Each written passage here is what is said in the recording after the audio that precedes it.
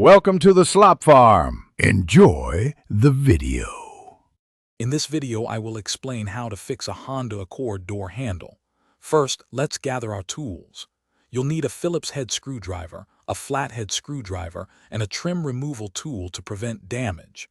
Make sure you have your new replacement door handle ready to go.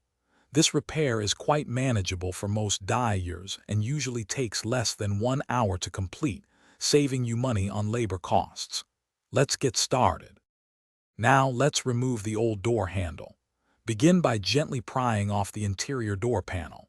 Use your trim removal tool to avoid scratching the plastic. Once the panel is loose, carefully disconnect any electrical connectors and the door lock and handle cables. These usually unclip with a simple squeeze. Finally, locate and remove the 2 or 3 screws holding the old handle in place, typically found on the door's edge and inside the door jamb. The old handle should now come free. With the old handle out, it's time to install the new one. Carefully slide the new handle into its opening, ensuring it aligns correctly. Secure it by reinserting and tightening the 2 or 3 screws you removed earlier. Next, reconnect the door lock and handle cables to the new assembly. Make sure they click securely into place.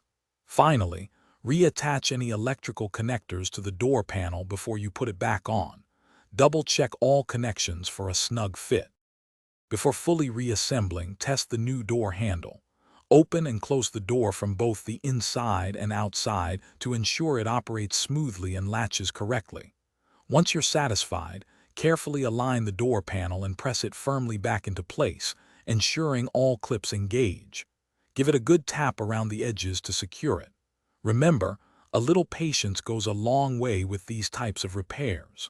Also, check the description for a link to Little Trees, Black Ice, and other great deals to keep your car fresh. Thanks for watching. Thanks for watching.